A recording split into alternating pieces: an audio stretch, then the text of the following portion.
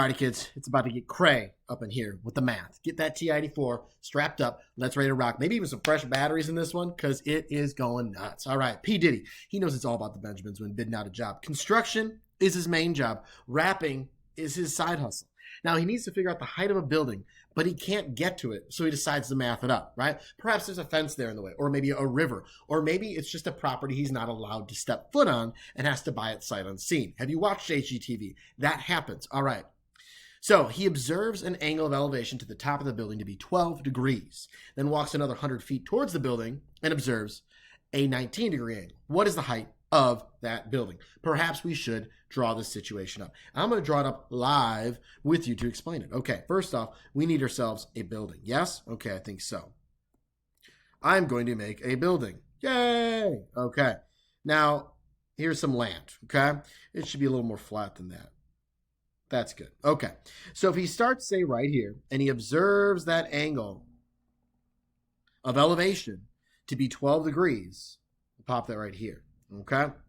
And then what he does is he walks 100 feet to a new point. So I'm gonna throw down some dope teacher brackets. 100 feet. Okay. He observes another angle, this time 19 degrees. Okay. Obviously, these angles do not look anything like those measurements, but if it goes too small, it's hard to write. Okay. Now, again, this building here is going to be a right angle, right? Not the Leaning Tower of Pisa. We're not going to that. We are going to a properly built, hopefully, building. Okay. What is the height of that building? So all I want to know is what's my height here? I'll throw an X there. Perhaps I'll even teacher bracket it. I want to know what that bad boy is. Well, I can't actually set up a right triangle trig function right now that'll get me right to my answer in 1 or 2 steps. So what should I do here? How about this? I don't even have all the information about a right triangle. What if I throw a little y right here? Okay. And actually, I'm gonna teacher bracket that bad boy. Okay. Now let's see. I could write a trig function with that 19. I could say tangent of 19 is equal to my opposite, which is x, over my adjacent, which is y. Right. Hopefully, by this point in time, we're pretty comfortable with seeing where those sides are. Right. If you're trying one of these problems, we should be pretty comfortable with trig. Okay. Now, I've got 2 variables. Perhaps I could use a second function. Okay. How about that 12-degree angle? What if I work with that? So tangent of 12 degrees is equal to my opposite, which is still x. But now my adjacent is both the 100 and the y, the whole thing, which is 100 plus y. So if it helps you, the blue trig function is working with this triangle right here. We'll pop that guy off, and maybe we can even hold up. I think I can technology this. There we go. Shrink it down. Boom. So there's our one triangle, right? Now let's get the other one. We'll make that one yellow. So if I outline this, whoosh, I've got this triangle right over here, which I can go ahead and shrink this down. Oh, there we go. Technology. Boom. So those are my 2 triangles that I'm currently working with. All right. Now, what do we see in common between these 2 functions? You might say like tangent. Yeah, we do have tangent in common there. But I have an x in my numerator for both of them.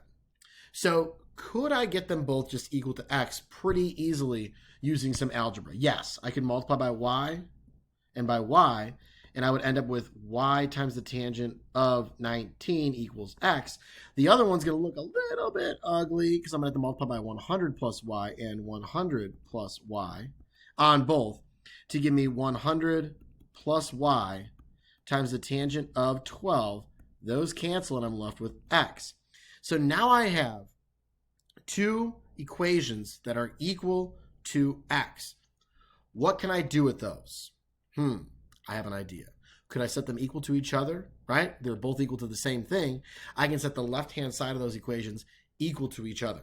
Now, I'm going to get this diagram shifted out of the way a little bit so we can work some algebra. All right, now we got room to work.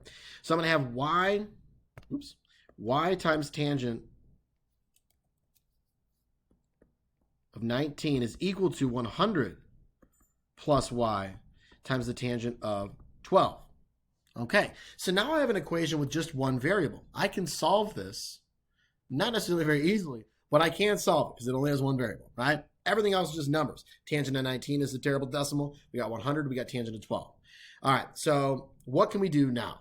Perhaps we distribute that tangent of 12, which is just a number, into my binomial here. So I'll have y times the tangent of 19 is equal to 100 times the tangent of 12 plus y times the tangent of 12. And if we think about some basic algebra here, I have a number times y equals a number plus a number times y. And let me write that up in a very simple way. This is the same thing as saying I have 2y equals 5 plus 7y. Okay? That's the complexity of this equation right now. Tangent of 19 is a number. 100 times tangent of 12 is a number. And y times tangent of 12 is a number times y, because tangent of 12 is just a number. What would you do in this situation? Well, I'd bring my y's over to one side, right? I'd subtract 7y. So let's go ahead and do that. Let me get rid of this fictitious problem here, but I'm going to do that. I'm going to subtract y times tangent of 12 and subtract it over here as well, y times tangent of 12. Now, those are not like terms, okay? I can't like subtract the 19 and the 12. I got to leave them separate. So I'm going to have y times tangent of 19 minus y times the tangent of 12 equals 100 tangent of 12. And you might be like, bro, why aren't we just typing some stuff into the calculator and working with decimals? All right, yo-ro, you only round once, okay? And I can still keep all this and manipulate it algebraically without going into my calculator, which often gets kind of complicated.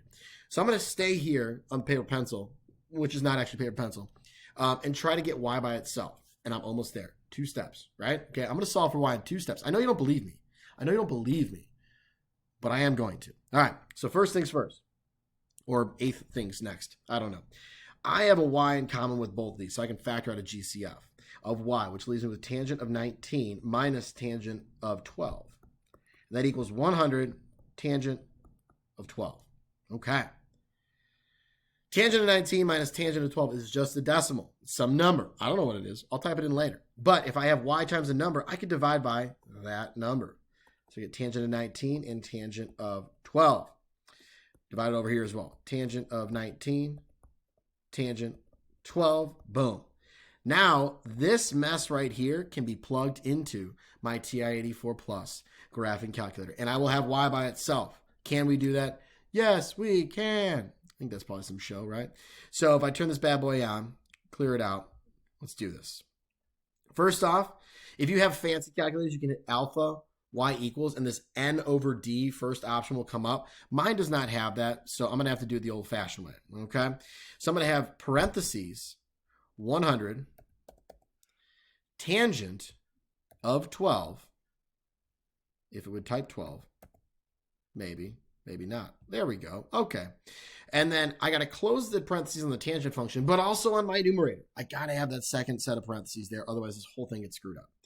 I'm going to divide, and then I'm going to open up another set of parentheses to put my entire denominator in. So here I'm going to have tangent of 19. Close my parentheses here. That's one of the most common mistakes is forgetting to close those parentheses. They matter, okay? And then tangent of 12 right here. Close the parentheses on the tangent function, and then on my total denominator there. And now when I hit enter, boom, that is my y value, which is not even what the problem asked for, because 16.1307, all right, 16.1307 and change, that's my distance he is away from that building. So we got to figure out that height still, don't we? All right, well, let's do that.